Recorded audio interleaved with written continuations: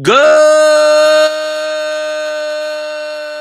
morning, grinders. Welcome to the DFS pregame show here on RotoGrinders. I'm Jordan Cooper, aka Blender HD, if you want to follow me on Twitter. And it's Thursday, June 30th. We're almost to July. We're getting to the dog days of summer. We'll be getting to the MLB All-Star break in about 2.5 weeks or so. And yeah, so we're still talking about baseball, right? I've been running my little experiments, for the past almost 2 weeks now. We'll be talking a little bit about that, but first thing you got to do is get that thumbs up button. Give me those thumbs. You know how I like the thumbs, ups and downs. It doesn't matter. Get down ones. Is there still a down one? I'm not even sure anymore. But hit that button. It helps us out. Hit the subscribe button if you're new here. Hit the notification bell to know when we go live. Good morning, Suki Singh, here early as usual. Good morning, Doug Montgomery, Joe Mack, Chris Aarons. Good morning in the chat. If you want to talk about anything, because I mean this slate coming up, 1, 2, 3, 4, 5, 6. It's a 7-game slate today. Not that much baseball. They're including the 6 o'clock games, even though there are 10 o'clock games on the slate. So you may not even get the late lineups. So I'm recording the MMA Ground and Pound podcast past lock. So I'm not going to be playing baseball today. But if you want the MMA stuff, I'll be doing MMA tomorrow. That's the free content on the DFS pregame show. But if you want the Ground and Pound podcast, the expert survey, the projections, the ownership, everything, you got to subscribe to RotoGrinders Premium. Right? Subscribe to the combo package. It gets you everything: MLB, NFL, PGA, everything other than NASCAR. Stevie runs his own NASCAR package, but everything else is a la carte, on to you, whatever. It's one fee. You get access to our Discord, and I have my own Discord channel. I have my own channel inside of our RotoGrinders Discord for premium members only, and then you could hit me up there anytime you want. And I run coaching calls on Zoom, private ones, about 3 or 4 times a month. And the next one is tomorrow at 8 p.m. Eastern. So if you sign up today, you could be part of that. You just show up on Zoom. I have a little form you fill out if you have anything that you personally want to discuss, and then I just get on with you, and you can show me anything you want. Share your screen, show me your process, anything you want to talk about. It's not even recorded. Feel free to share whatever you'd like to share. We always have little groups in there, and get a lot of things done. That's much easier than just through a YouTube chat. So sign up to RotoGrinders Premium. Get the combo premium package. You get access to everything pretty much. You get the lineup. I mean, lineup HQ in and of itself is worth the cost of admission, because these are the tools that I use.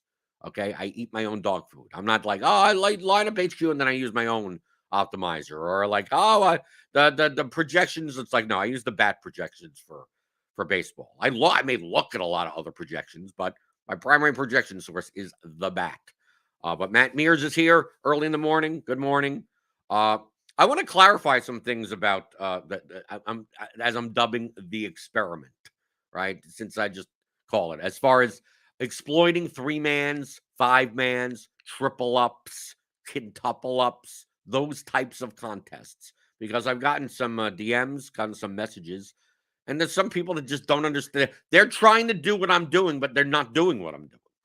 Right? They're fundamentally and conceptually not understanding. People are looking at the answer key, thinking that I can apply this answer to something else, but no, it only applies to certain questions. Okay? So I just wanted to go over that a little bit.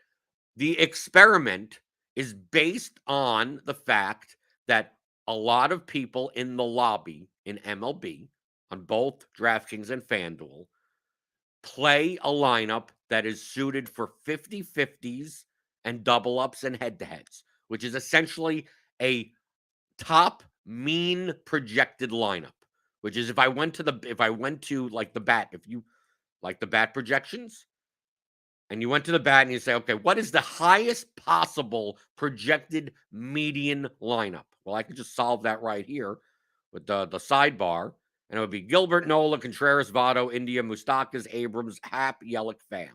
Right, as of right now, I mean, as of 10:46 in the morning, with the no starting lines or anything like that. So since this is the top median projected lineup, that on their mean outcome is the 50th percentile. Now, when you're playing against one other person, or you're playing against 6 other people, or whatever, 9 other people, and the top 5 get paid the same amount. That's a 50-50. Double ups. When you're getting paid the same amount by hitting a certain line, wherever that line is, that's the type of lineup that you want to build. A 50th percentile lineup. Is your 50th percentile lineup better than another player's supposedly 50th percentile lineup? If someone plays a lineup, this lineup projects for 116.8. Someone plays a lineup that's 112, you're going to beat that lineup like 54% of the time. Or some, I mean, I'm giving you an example. I don't know the exact number, but something like that. If you play a lineup that's just slightly 116.8 and you play a lineup that's 116.4, this lineup will beat that lineup 50.2% of the time. Very, very slightly different. So if you're playing someone in a head-to-head, why would you ever want to play a lineup that's lower projected than your opponent's lineup? Right? Assuming you agree with the projections, obviously. In those cases, because you're only getting paid double or, 1.8, because you have to include the rake. So your win rate has to be, 54.8% or whatever. So in those environments, in those contests, your goal is to play the highest mean projected lineup. The lineup that has the highest win probability against one other opponent or a field of other opponents, and you want to have the highest projected lineup, median-wise. You don't need the highest ceiling lineup. You don't need the stack. You need to correlate. You don't need to care about leverage or anything. Those are all GPP concepts. Those are for concepts. Those concepts are for payouts that are progressive, meaning that you come in one spot, you get X amount of money, and then you come in the next spot, you get more money, and then more money, and then more money, and then more money. Okay? Do you want to play a 50th percentile lineup in those types of contests? No. 50th percentile lineups are typically not profitable in those contests because they hit the 50th, 55th percentile a lot of times, but those aren't the pay spots. Or if they are the pay spots, they're like min cash pay spots, but most of the money is towards the top. So in a large field GPP, playing cash lineups is not profitable. Playing lineups that are geared for head-to-heads and double-ups are not long-term profitable. You'll cash a lot of times for 1.5x. But you'll see by the end of the season, you keep on doing that, and like, wow, I've just bled a lot of money away, right? And I didn't have that many. I rarely ever remember ever coming towards the top anytime, right? Because you're playing too high of a mean projected lineup that's owned by so many more people. The players in and of themselves, because they're going to be the highest owned players probably also. So that's the environment that you would not play a double up or 50-50, right? You would not play a worse lineup on purpose. So if you're playing if you're playing a double up, you want to play what you believe to be the highest median projected lineup. Hopefully with the lowest variance, lowest standard deviation possible.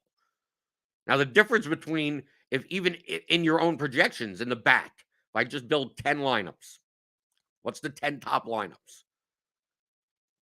This one is 116.8. This one is 116.77. The only difference here is what? You got Wisdom and McCutcheon instead of Moustakis and Hap. It's a 2v2. The difference in the projection is 0.03.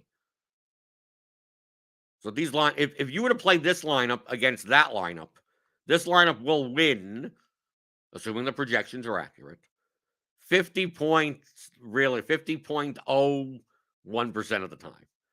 Right, just slightly more in a head-to-head environment, playing against just one lineup, the lineup below it.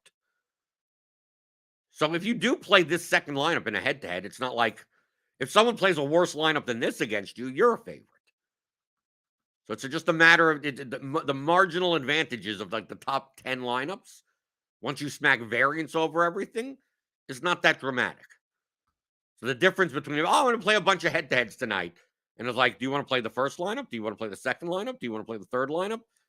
Feel free to pick any of the top 20 lineups even. Right? They're probably all somewhat close enough they're within a point, within a half a point of each other. They're marginal differences. Assuming you're playing people that play lineups that are way worse than this anyway. Right? If you play the top lineup or you play the third lineup, if someone's playing a lineup that's 4 points lower projected than both of them, you're fine with either one in a head-to-head environment, in a double-up environment, in a 50-50 environment. Your goal is to just make it, you have to beat half the field, essentially. So you want a 50th percentile outcomes. Now, what ends up happening, though, is for convenience and for time purposes, a lot of people in the lobby take the lineup that they play in double ups, 50-50s, head-to-heads, and they also play it, that same lineup, in triple ups, quintuple ups, 3-mans, and 5-mans. But those are different types of contests. Yes, they triple ups. You're in a 31-man triple up. It pays 9. But it pays 9 3x, not like a double up that plays 2x. A double up would be like about 14 people that paid 2x too. So now that it's 9 out of 31, you're not looking for a 50th percentile outcome. You're looking for a 30th percentile outcome, a 70th percentile outcome, a top 30th percentile outcome. But a lot of your opponents are building lineups for the 50th. And being that you know that your opponents are building a lot of lineups for the 50th, you could practically predict what their lineups will look like. Maybe not exactly, but very close to it. So if you could predict what your opponents will play, because you see what they're playing in head-to-heads, you see what they're playing in double-ups, you see what they're playing in 50-50s. You go, well, if they're going to just jam those lineups into triple ups and quintuple ups, how do I exploit that? Because those are suboptimal lineups for those formats. They're not grossly suboptimal, because it all depends on the opponents that you're playing. So if everyone else in the contest is playing similar types of lineups, then the median projection may matter more. But there may not be many people that are playing lineups that specifically exploit those lineups. And that's what I'm trying to do. So I had one person asked me, it's like, oh, I tried this out yesterday in head-to-heads, and I swept all of them. I'm like, why are you doing this in head-to-heads? Like, you shouldn't be doing this, and don't play lineups that are 5 points lower projected on purpose in head-to-heads, right? Oh, I ran the top lineup, and then I tried to play none of the players in the top lineup, and it was 5 points lower projected, and they happened to do well yesterday. Like that, you're going to lose long-term doing that way. It's for those formats, 3-mans, 5-mans, triple ups, quintuple ups, right? Very small, 10-man contest, top 3 pay type of contest, 20 maybe, top 3, top 5 pay. Where, and the second part is the most important part. The second part, where your opponents are more likely to be playing, quote, cash lineups. They're more likely to be playing GPP style lineups than this. This is not an exploit. You're playing lineups that are just like theirs. So you have to build good lineups for those. But you're specifically in a 31-man triple up. I've been saving a lot of this data, and that's one of the reasons why I'm also playing these lineups in double ups and head-to-heads, even though they're technically less, like minus EV, very slightly, just to compare. Okay, on this slate, I played a whole bunch of these head-to-heads. I played a whole bunch of these double ups. It's a very small percentage of how much I'm playing. And then I could look at my triple ups. I could look at my quintuple ups. I could look in those contests and go, what lineups are the same? So I go, okay, I know this opponent plays this across the board. I know this opponent plays this across the board. I know this opponent, and then compare those to projection sources around the industry, and then be able to back engineer what their lineup is more likely or not to be on a given day. Well, if they're looking more at these projections, then they're more likely to have these sets of players versus those sets of players.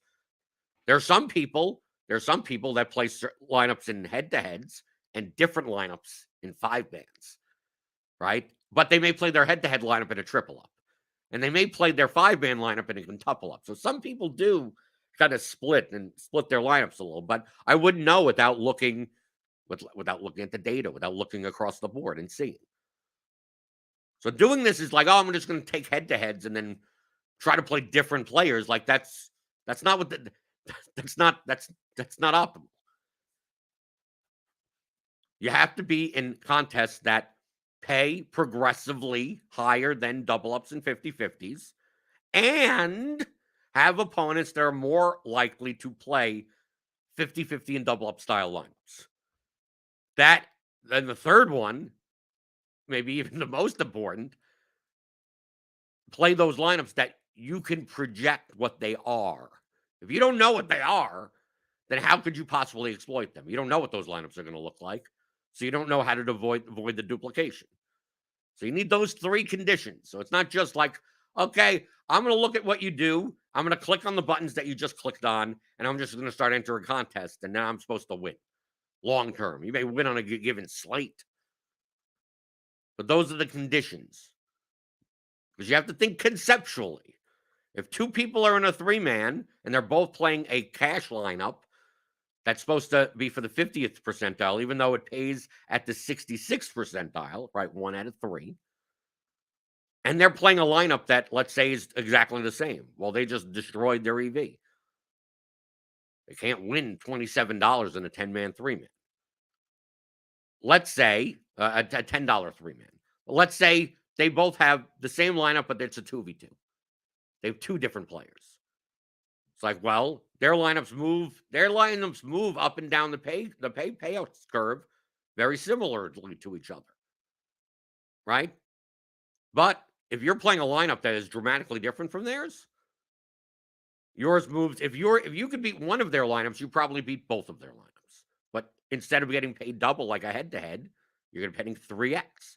So even though your lineup is a dog to both of their lineups individually, it actually ends up becoming the most likely lineup to win when judged as far as three people. Right? You may actually have a 44% chance of winning first, even though their two lineups are 1v1 off of each other, and individually you only beat them 45% of the time, or something like that. But you're getting paid 3x in a head-to-head.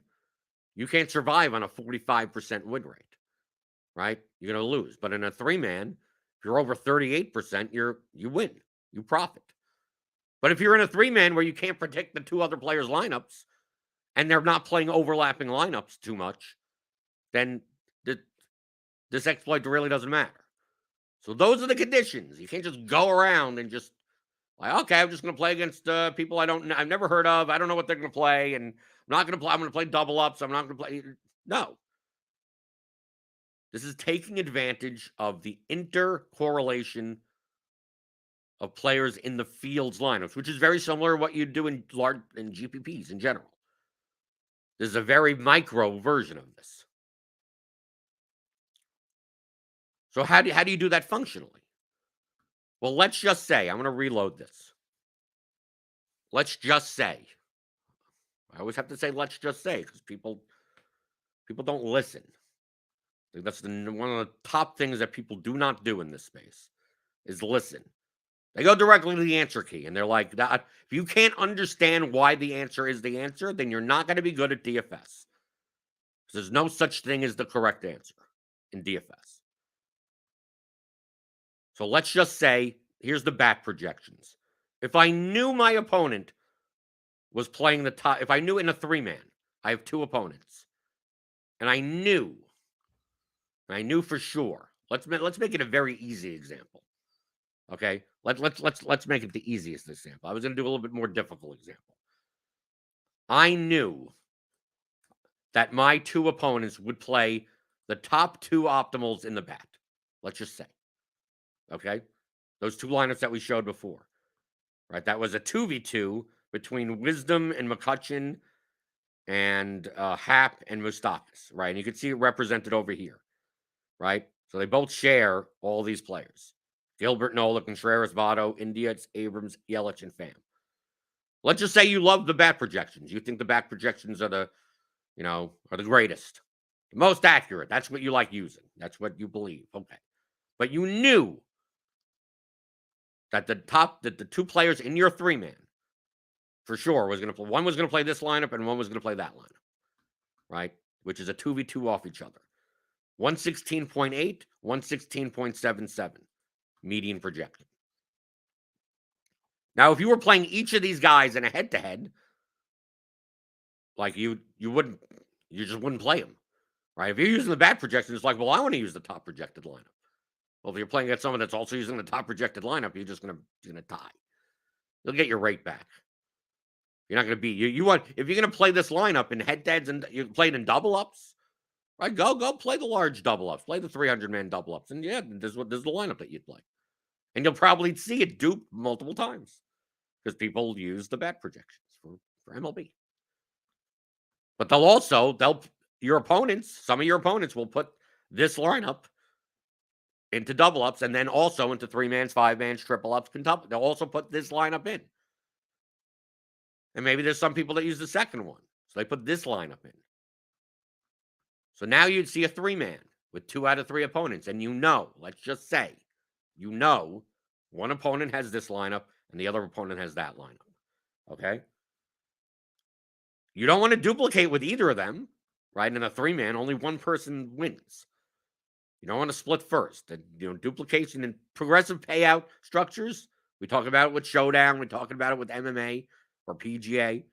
Duplication dramatically hurts you. You don't want to duplicate a full lineup with someone else. You also don't really want to duplicate combinations with other lineups.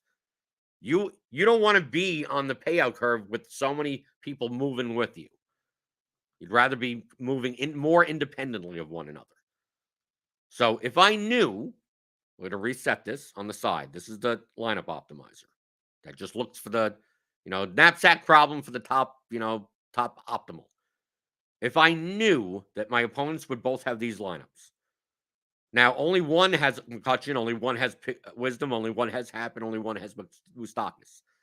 But 2 of them have all of these players. So let's say I don't play Tommy Pham. So I'm not going to play a player that is in both of my opponent's lineups. And I'm still using the bat projections. What is the top projected lineup look like that does not have Pham in it? Okay? 116.5, which ain't that much lower than either of these 2 lineups. Right? But it has Wisdom, it has India, who do we share now? Because I was able to take out Pham and not drop that much projection. Right? I barely dropped anything. So if my 2 opponents are going to have Pham, and I can play a lineup that is nearly as high as projected as theirs without Pham, that benefits me. In a 3-man against these 2 exact opponents. Okay, but then I look at the next thing. Who else are my 2 opponents sharing? That maybe I don't want to play. I want to share with as little players as possible. So let's go to Jonathan India. Or let's go to Yelich. Okay, Yelich isn't even in this lineup, so we don't even have to worry about Yelich. Let's go to India. India's in both of my opponents' lineups, and it's currently in my lineup. 116.5 with India. 116.11 without India. Okay, we're only dropping 0.4 in projection. Okay, I don't mind that. That's not that much. I'm not that far behind. All right, I take a look at my lineup. Got Bodie, Wisdom, Franco, Grissom, Happ, Yelich. Okay, now Yelich is back. So let's see if we take out Yelich. 116.11, 115.76. So we're giving up maybe 0.4 points again. Not bad. Remember, I get paid 3x when I beat both of these lineups. So I don't mind giving up projection. Do I want to give up 15 points in projection? No. But there are enough. It's a 7-game slate. There's enough players on the slate that I could build a lineup that is, within 3 points projection, 4 points projection, that doesn't share as many players. So now I take a look at this and I go, okay, who's left that we share multiple players? Contreras. How about CJ Abrams? Okay, we don't even need him yet. Votto, Contreras. Let's take Votto out. 115.76 turns into 115.39. 0.35 or so, 0.3. Giving up projection by not having the overlap with Votto. Now take a look at the lineup now. Gilbert, Nola, Contreras, Tellez, Bodie, Wisdom, Franco, McCutcheon, Arozarena, and Happ. Now McCutcheon, Happ, there's only one opponent lineup. So I don't necessarily mind that. But let's see if we can get rid of Contreras. which is in both of my opponent's lineups. That goes from 115.39 to 114.03. So we're giving up a point and a half by not having Contreras. So maybe you decide, is 1.4 points too much on this slate? Maybe it is. Maybe you think it is. You could use this. But let's say you go, nah, I don't want to give up a point and a half to just get rid of one player that's in both of my opponent's lineups. So you put him back. So you're like, okay, maybe we do share those. And then we still have the pitchers, Nola and Gilbert. A lot of times, if you don't play the top projected pitchers, your projection goes down significantly. So let's take out Nola. 1.15.39 turns into 1.08. Oh yeah, so you're giving up like 7 points in projection by not playing him. So yeah, you're probably gonna it's not gonna be worth it to give up that much projection. 115.39 if we get rid of Gilbert turns into 111. Yeah, so you're giving up 4 points with Gilbert. So you probably keep the pitchers in. Then you take a look at this lineup and you go, okay, Contreras. All three of us are going to have Contreras. Tellis. I'm going to be the only one with Tellis. I'm going to be the only one with Bodie. I'm going to be the only one with Franco. I'm going to be the only one with Arozarena. But my opponent will still have, one opponent will have McCutchen, Wisdom, Hap. I don't have Moustakas. Let's see if we can get rid of those. Let's see how much projection we lose even more than that. Especially in the outfield. There's more choices in the outfield. So let's say we get rid of McCutchen. Or let's get rid of Hap first. 115.39 turns into 114.62. You give up a decent amount. You give up 0.7 in projection or so. So let's put Hap in and let's try with McCutchen instead. 115.39 turns into 115.20. Okay, I don't mind that. Right? Very little. Still got Hap in there. It's shared by only one opponent, so not both. So I don't mind it. That's not bad. It's not Wisdom. Wisdom I'm sharing with one opponent.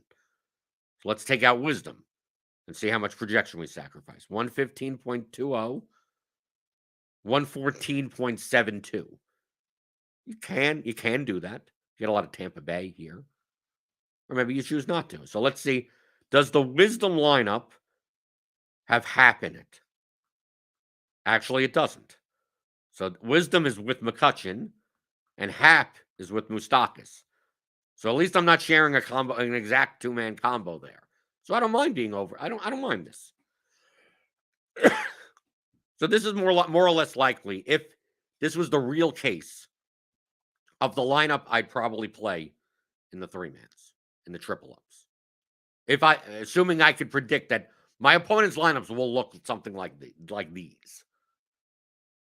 And that everyone's using the bat. So my opponents are sharing. They're sharing. Look, between them, they are sharing 8 players, right? Because it's a 2v2. And there's 10 players that you choose from, right? They're sharing 8 players. How many players am I sharing with either two of them? Either two of them. 1, 2, 3, 4, 5. And one I'm sharing with both of them. Okay, so Wilson Contreras is not even going to matter on this slate. Gilbert and Nola won't even matter on this. These three players won't even matter. Right, it's 100% ownership between the three of us. Wisdom I'm sharing with one, Hap I'm sharing with the other, but no one has Arozarena, Grissom, Bodie, Tellez, or Bichette. Right? If CJ Abrams does well, both of these lineups move up. If CJ Abrams does badly, both of them move down. If India and Votto, if the Reds do well, right? Because you got Pham, Votto, India, the lineups move up. If Cincinnati does bad, both of my opponents' lineups move up and down on the standings, very similar to each other, other than those 2 players between them that they don't have. My lineup, like if Bo Bichette hits a home run, I just beat both of their lineups at the same time. If Grissom does something, if Arozarena does something, it's like I don't have as many players as they have overlapping with one another, and my projection is only a point and a half lower than them. Which, in a head-to-head, if I were to play this lineup against both of these players individually in a head-to-head, I'd be a losing player. I'm only getting paid double or 1.8x against a lineup that is superior to mine. Not that dramatically superior. They're a 51% favorite. I'm a 49% underdog to win. But in an environment where you're playing against two opponents that are playing the same two lineups, and if I played the first guy in a head-to-head and the second guy in the head-to-head over the course of whatever amount, million slates, I end up losing money. They end up winning money from me. But if we played a three-man with the same exact lineups, I'd be highly profitable. Because I'd win, right? If I'm individually, if I'm a 49% underdog to both of these players individually, and their lineup moves pretty much as if I beat one of their lineups, I probably beat both of their lineups. That means in the three-man, I probably beat both of their lineups 44, 45% of the time. Right? Because if I beat one, I most likely beat the other one. And there are some times where one beats me because, one guy had this guy, and the 2v2 matters that dramatically. But I come in second or something, and one of the guys comes in the middle. But in a three-man, with the rake, in order to be profitable, you need to win like a little bit more than 36, 37% of the time or so. So if I could beat both of these lineups at a 45% rate, and I know what my opponents are doing, I know that I'm going to be playing against two overlapping lineups, then why wouldn't I play a three-man or a five-man against four opponents that have lineups that have similar overlap? That's the experiment. That's the concept. So when people are telling me they're going and doing something like this and then playing all these guys in head-to-heads, like that's incorrect. Conceptually, it's incorrect. You should have thought conceptually why you wouldn't do that. Why you wouldn't be playing double ups. And if you see my lineups in double ups or anything like that, they are negative EV. Slightly. I'm giving up slight negative EV to gain data. That's essentially what I'm doing it for. Just throwing them in to some double ups, larger double ups, and taking some head-to-heads. Just so I can predict lineups better. So I'm looking to see, did this guy play the same lineup in this and this and okay, yes. This and this and this, yes. This and this and this, yes. And then I could use a couple of days worth of that stuff and then go to projection sources and try to decide how are they primarily getting to those lineups? Like, okay, sometimes you could tell, oh, this is the bad optimal. Oh, this is the plate IQ, but it's a 1v1 off of it. Oh, here's this, here's an aggregate of 5 other sites. If you aggregate all 5 sites together and then press the optimal, that's the lineup they're playing. Like, I can back test to some extent like that. But I'll need to know what they're playing in double ups in order to exploit the players in all the other contests. So I need something to compare it to. So that's the only reason. And only because I don't mind giving up the small negative EV in order to get that information. And then after a while, I won't even play those contests anymore. That's the concept. I explained everything. I mean, here's exactly, and I showed you this is exactly what I would be doing. Predicting the lineups that my opponents are going to play, and then not try to play overlapping lineups. Sharpshooter GX says, do you think this strategy makes more sense with highly varying sports like MLB and NFL? Do you think this is going to potentially be valid with NBA? No, it's valid for anything. Why would the sport matter? This is the reason why you don't look at the answer key. You should learn mathematical concepts so you can apply them to anything. Why wouldn't it work in the NBA? If I knew my two opponents had an NBA lineup with a 2v2, and I could play a lineup that's 1.5 points lower projected, that doesn't share 6 different players amongst those two lineups, that still has a projection that is 1.5 points lower, why wouldn't I do that in 3-mans? Like, to me, it would be even more profitable. A lot of times you're playing the same players because, some guy's injured and some 4K guy projects for 1 million points. Those are the players you're going to have to share, right? You're not going to be able to X those guys out. But a lot of times, you're filling in the small forward in a 6K range, and there's or in a 4K range, and there's Dorian Finney-Smith or some others, like there's some like fourth, like there's 5 of these guys that are within 1 point of each other. It's like, and if you knew your opponents and are going to play a specific one, why would you just? I'll change that to someone else that's 0.6%, 6 points lower than that. A lot of slates there's like 2 or 3 positions like that. People are playing this stud versus that stud. At the end of the day, you look and the differences between these projections. One projects 54, one projects for 53, one projects for 52. So you could do it in it's any sport. The concept has nothing to do with the projections or the sport. But remember, you have to be able to project the lineups. If you cannot do that, then you just erase your mind because you're going to just do yourself more harm. If you're going to go into whatever lobby, you're going to play NFL in September or whatever. And you go, I'm just going to sign up for a ton of $1 3-mans and $2 5-mans. And I'm going to get the blitz projections from Cardi. And I'm going to see what the top lineup is, and I'm going to play a lineup that's completely different than that. Are you playing against people like that? Do you know that? This is what ends up happening is that you go into your $1 3-mans, and you find that you're playing against 2 horrible opponents. That you look at their lineups, and you go, why the hell do they play these lineups? This lineup is like 8 points lower projected than like the blitz optimal. And then you purposely played a lineup that's lower. Right? You still play a lineup that's probably higher than theirs.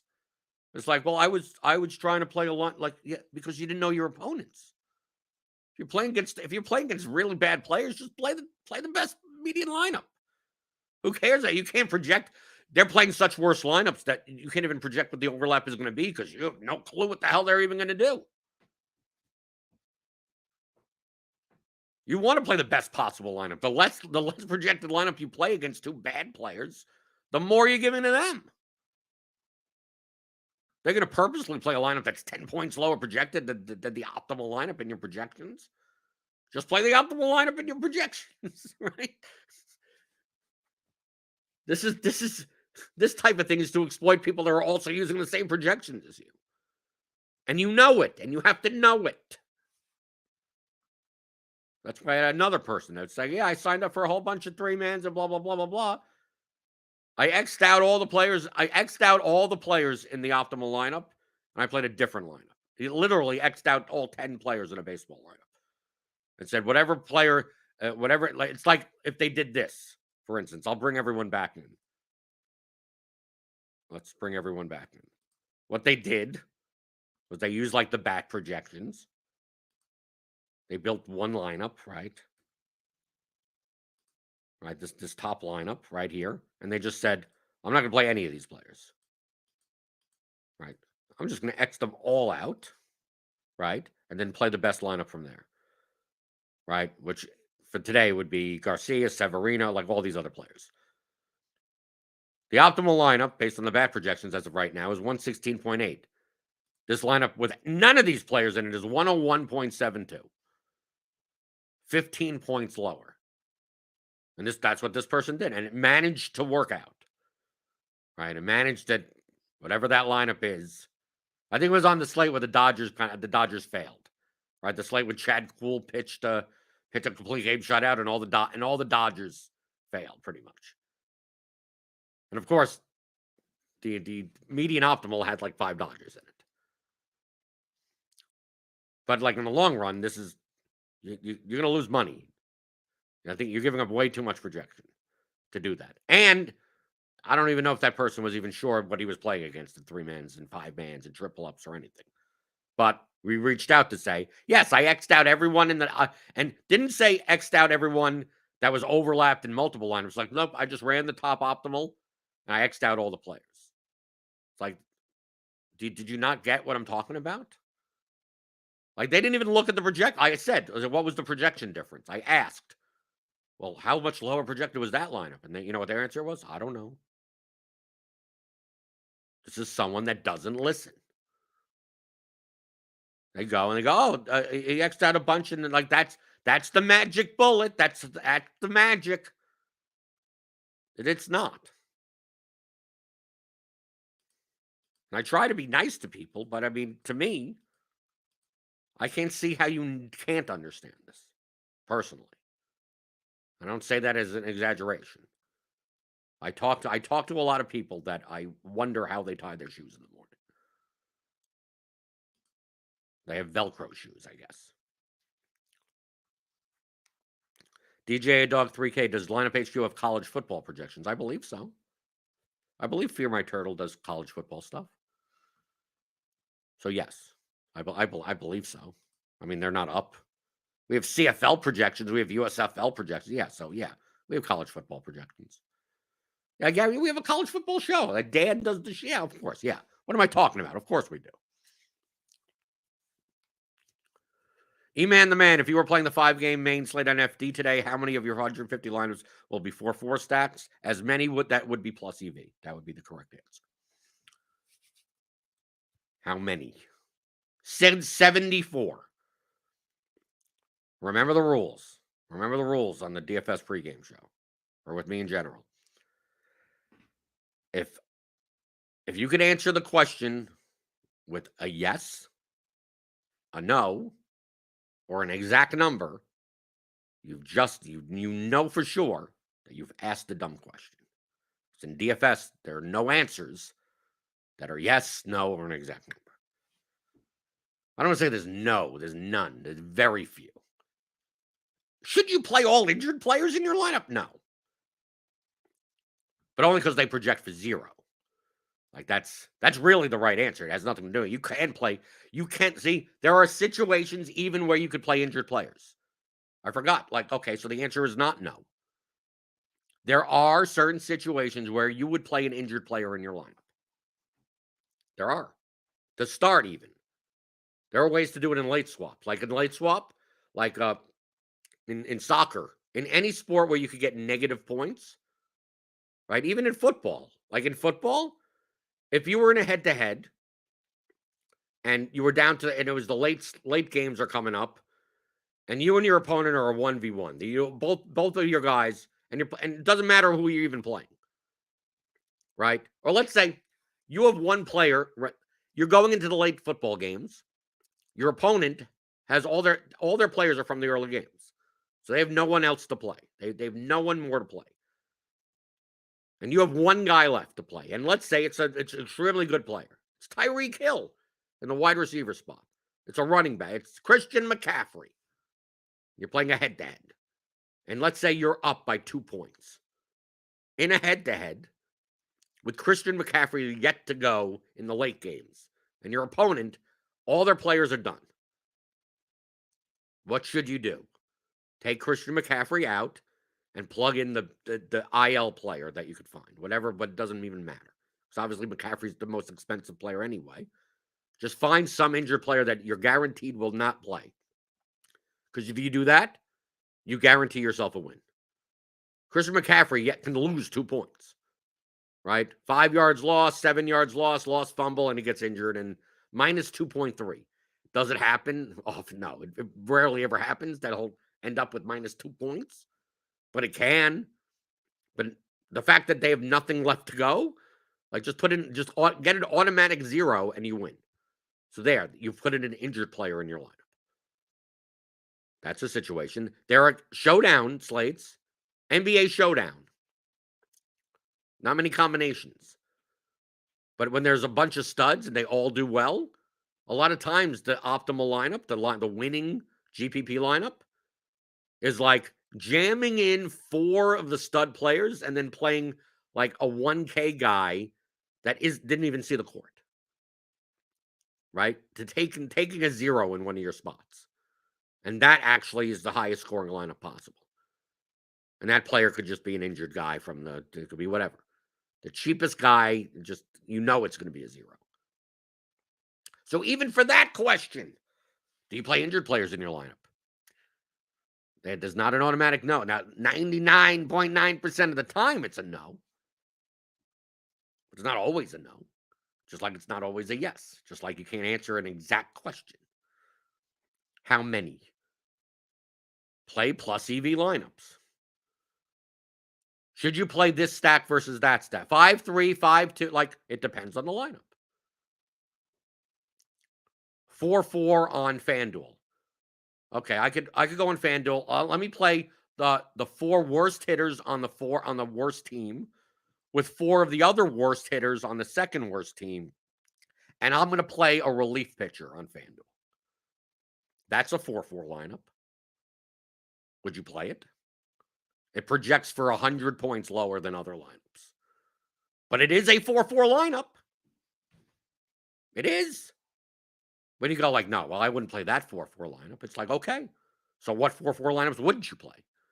There are certain 4-4 lineups that are fine and certain 4-4 lineups that aren't fine. Right? There are certain lineups that are on FanDuel 4-3-1, 4-2-1-1, 3-3-2. It all depends on the lineup.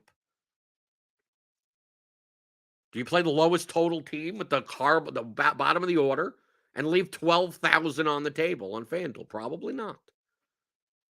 Are there lineups that you don't mind leaving 6,000 on the table on FanDuel? Yeah.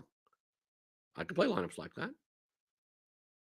Well, what exact lineup? But I don't know the exact lineups, but there are going to be cases like that. In order to stack the Pirates with the Tigers 4-4 and even if you play the top pitcher, you're probably going to leave 4,000 on the table. So if you wanted to stack both of those two teams together, like 4-4, then that's the way that you leave 4,000 on the table. Or you take out one of those players and you put Mike Trout in that spot, the highest projected player, right? And now you have a 4-3-1, and you raise your projection by 10 points. Is the 10 points worth having the less correlated lineup? Probably, possibly. So that Tigers-Pirates stack lineup may be better as a 4-3-1. May. Keyword is may. How much projection are you giving up to have that extra correlation? Is that correlation worth it? It depends. That's where the answer comes from. Well, I don't know. I don't know that exact scenario on that exact slate. Is Mike Trout $7,000 on FanDuel, or is he $3,800? It's going to matter. What does he project for today? Maybe he's facing Carlos Rodon. So his projection is 2 or 3 points lower than it would normally be. I don't know. Depends on the slate. Could you play that 4-4 lineup? Yeah, but then leave 4,000 on the table. Yeah, you could. That may still be a plus EV lineup. Maybe a 4-3-1 with those teams are higher EV. Maybe.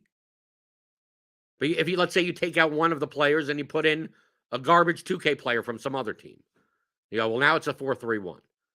Yeah, but I'd rather have the 4-4 lineup if you're going to plug in garbage player in instead. You'll let me get up to Ohtani or Aaron Judge.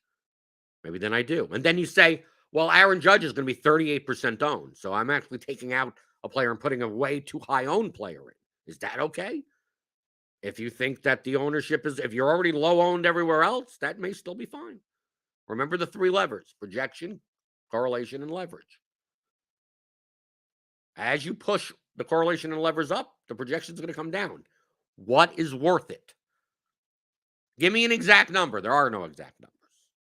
You have to conceptualize this. You have to think non-linearly. I have this lineup that's a 4-4 Tigers-Pirates that leaves 4,000 on the table. Do I take out one of these this utility player, and I have the money to spend and play the most expensive Trout at 87% owned? And you mean go, is the projection worth having that much ownership in your lineup? Maybe not. So you go, okay, how about Aaron Judge, who's 20% owned, but a little bit less projected? Is that worth the lack of? How much is that correlation worth? How much projection should I be gaining for it? And how much leverage should I be giving up for doing so? Those 3 levers at the same time. And you have to judge that. That's what DFS is. And without giving the specific slate and the specific contests that you're in with the specific lineup, there is no way of answering that question. I can't answer that broadly other than, is this much projection worth this much leverage? Is this much correlation? You have to consider what. Probably not giving up 50 points in projection, right? I could exaggerate to that extent, right? You're not going to play the 98% owned player, right? There's not going to be a 98% owned player. I can see that's too much leverage to give up, right? Is the correlation worth 10 points? No, it's not worth 10 points in projection. Those are the types of things, but you have to think in that way. I teach that all in the theory of daily fantasy sports. All the concepts like that are in here. They are explained to you easily. That's why I go through 15 hours. How to think like a professional DFS player. That's all the chapters. Introduction, game objectives, player selection, expected value, leverage, correlation, construction, risk management, exploits, psychology, miscellaneous stuff. You can see them all here. How to think probability, statistics, expected value, what variance is, what ownership does, what correlation does, how to think in terms of a range of outcomes. And then risk management. How do you play multiple contests, multiple lineups? Diversification. The correlation of contests to one another. All of that's in here. I mean, I explained most of the stuff on the pregame show. If you go back, you can watch 400 hours of this. I do repeat myself a lot. Once you could think in these terms, then you'd understand. Most of the people that get this course and play and then listen to it again and finally understand these game theory concepts, these fairly basic mathematical concepts. They go back and go, "Oh my God, there have been tons of people that have apologized to me. Apologize to me for asking dumb questions. They go, "Wow, you're absolutely right." For like an entire year, I asked it like, I can't believe I was that stupid. Like just, yeah. And now I watch the show and I see other people ask those questions and go, I don't understand how you could, how do you tie your shoes in the morning type of stuff. Do you play this guy or that guy? And it's like, wow, that is the dumbest question I've ever heard. Right. And then the people that ask those questions don't understand why. Like, yeah, because you already have all that information. It's not about who to play.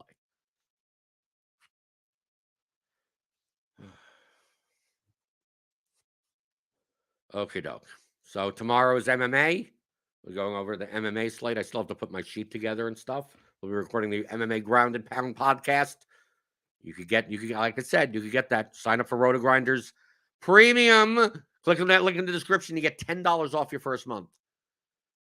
You also could join in on the 8 p.m. Eastern Zoom call tomorrow if you're part of the Blenders Game Theory channel. So if you are, I'll see you then. And if you're not, sign up and take part. Right? You get kind of concierge-based service, right? Other than having to be in a YouTube chat for me to yell at you in the morning. I could yell at you one-on-one, right? And I could clarify anything you want. And people could even say, I've done these Zoom calls for the past, 4 or 5 months or something, every month, 3 or 4 times a month. People say I'm much nicer on those. I think I'm nice here. I just don't like dumb questions, right? If you ask good questions, I answer. I talk about them, no problem. And if you're looking to learn, I don't mind explaining basic concepts over and over again. But that's why I also put it all in one simple package, theoryofdfs.com. Go there, pick that up. Later today, live locks on the Scores and Odds channel with Grant. Got Grinders live at, it's a 6 o'clock slate. So 4 o'clock Grinders live? Is it a 4? It's something. It's like, you'll see the thumbnail. You'll see the time on YouTube. We got Grinders live later with Dean and the guys. Then it's Roth and Cheese and TJ, I believe. Crunch Time, which is presented by FanDuel, and it's free all season long. So hit that notification bell. You'll know when this channel goes live. Hit the subscribe button if you're new here, and hit those thumbs on your way out the door until I see you tomorrow, answering your DFS strategy questions like I always do on the DFS pregame show on RotoGrinders.com.